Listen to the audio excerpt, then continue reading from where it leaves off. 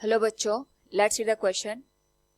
Two charges of plus 200 microcoulomb and minus 200 microcoulomb are placed at the corner B and C of an equilateral triangle ABC of side 0.1 meter. The force on charge of 5 microcoulomb placed at A is.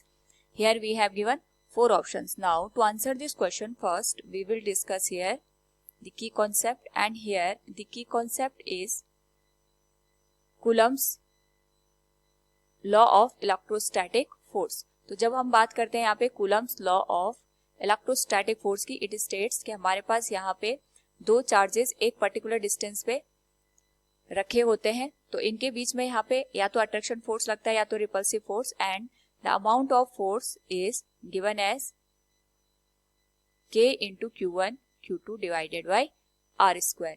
Now according to the question, सबसे पहले अगर हम question को understand करें तो यहाँ पे हमारे पास एक इक्विलेटरल ट्रायंगल दे रखा है, इसको हम नाम दे देते हैं यहाँ पे ए, बी और सी का.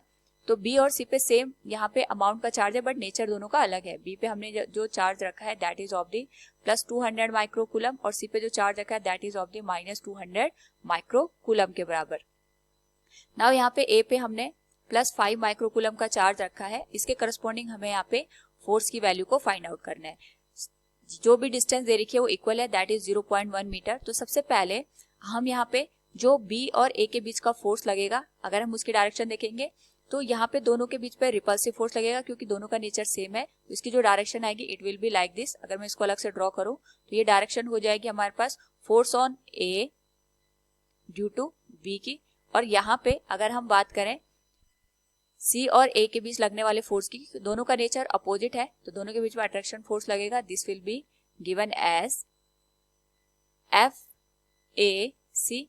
नाउ यहाँ पे दोनों फोर्सेस के बीच का जो एंगल होगा, अगर हम उसको ऑब्जर्व करें, क्योंकि इक्विलेटरल ट्रायंगल है तो ये हमारे पास 60 डिग्री का एंगल बनेगा, और जो रिमेनिंग यहाँ पे एंगल बन जाएगा ये पूरा तो 180 डिग्री के बराबर होगा. तो उसमें से अगर हम 60 डिग्री को माइनस करेंगे तो ये बन जाएगा 120 डिग्री के बराबर. तो सबसे पहले यहाँ पे हम एफ ए बी और एफ ए सी की वैल्यू को फाइंड आउट करेंगे. So we can say force on A due to B. तो हमारे पास जो फोर्स की वैल्यू आएगी it will be F A B will be given as K into Q1 Q2 divided by R square. यहाँ पे अगर हम Q1 और Q2 की वैल्यू रखें तो ये आ जाएगा 200 इंटू 5 इंटू 10⁻⁻12 डिवाइडेड बाई 0.1 का स्क्वायर. इसको मैं यहाँ पे F के बराबर लिख लेती हूँ. सिमिलरली यहाँ पे अगर हम बात करेंगे जो हमारे पास C और A के बीच फोर्स लगेगा, we can write force on A due to C.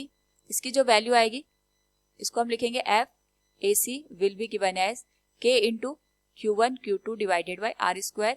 यहाँ पे सारी वैल्यू सेम है, तो इसका हम यहाँ पे जो वैल्यू है वो भी सेम लिख सकते हैं. It will B 200 into 5 into 10⁻⁻12 divided by 0.1 का स्क्वायर. तो ये वैल्यू भी हमारे पास यहाँ पे F के बराबर आ जाएगी. नाउ यहाँ पे जो दोनों फोर्सेस दे रखे हैं उनके बीच का एंगल 120 डिग्री है, तो यहाँ से रिजल्टेंट फोर्स की जो वैल्यू आएगी it will be square root of A square that is F square B square that is also F square plus 2f into F square cos 120 degree.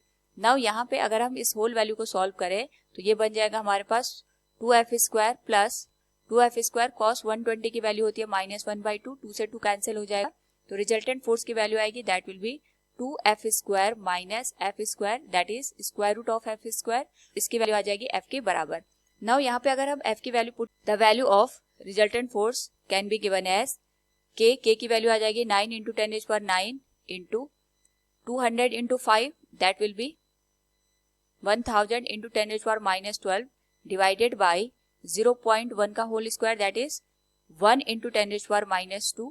और यहाँ से अगर हम इस होल वैल्यू को सॉल्व करें it will be given as 10⁻⁻2 ये numerator में शिफ्ट होके दिस वैल्यू विल बी 10⁻10 और ये वैल्यू बच जाएगी 9000 इंटू 10⁻⁻1 के बराबर. This will be equal to 900 newton. This will be the answer of the resultant force. So from the given question we can say here the force on charge of 5 microcoulomb placed at A is 900 Newton. Option D will be the correct one. Hope all you understood it. Thank you and best of luck.